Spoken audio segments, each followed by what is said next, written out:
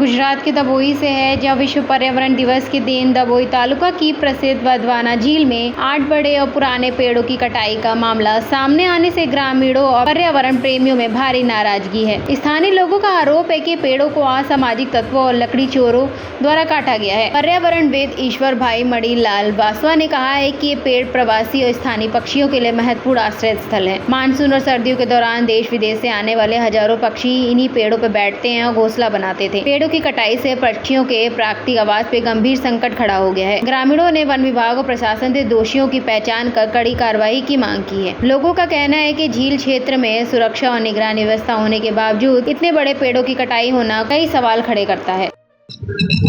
વઢવાના પક્ષી સરોવર એ પક્ષીઓ માટેનું એક આશ્રય સ્થાન બનતું જાય છે ત્યારે ગઈકાલે 5 જૂનના દિવસે જે વિશ્વ પર્યાવરણ દિવસ ઉજવવામાં આવે ત્યારે સરકારે અને સરકારના લગતા કેટલાય ખાતાકીય સંસ્થાઓ દ્વારા વૃક્ષારોપણ કરી અને સંસ્કૃતિ પ્રકૃતિની જાળવણી માટે વૃક્ષારોપણના પ્રોગ્રામ કરવામાં આવે છે ત્યારે વઢવાના પક્ષી સરોવર ખાતે વૃક્ષોનું સદંતર માટે નિકંદન કરવામાં આવ્યું છે।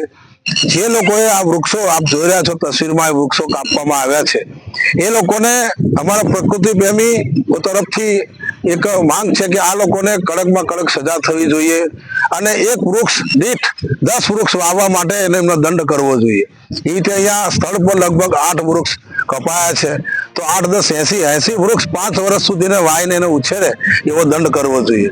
તો આવા પ્રકૃતિ વિરોધી માનસિકતા ધરાવતા લોકોને ખરેખર એમને દંડ મળવો જ જોઈએ, સજા મળવી જ જોઈએ। આ પક્ષી સરોવર એટલે પક્ષીઓ માટે ખરું, પશુઓ માટે બધા માટે આશ્રયસ્થાન છે અને વૃક્ષો વાવી અને જતન કરવું એ કેટલું કપરું ચઢાણ છે। આજે પ્રકૃતિની અંદર જોવા જઈએ તો કેટલે આપણે ગ્લોબલ વોર્મિંગ ને એના કારણે વાતાવરણ કે ગરમી કે ઉપર નીચે થયા કરે છે ત્યારે અસહ્ય ગરમીના કારણે પબ્લિક ત્રાહિમામ પોકારી રહી છે ત્યારે પક્ષીઓનું આ આશ્રયસ્થાન વઢવાના પક્ષી સરોવર ત્યાં વૃક્ષો કાપી રહ્યા છે લોકો।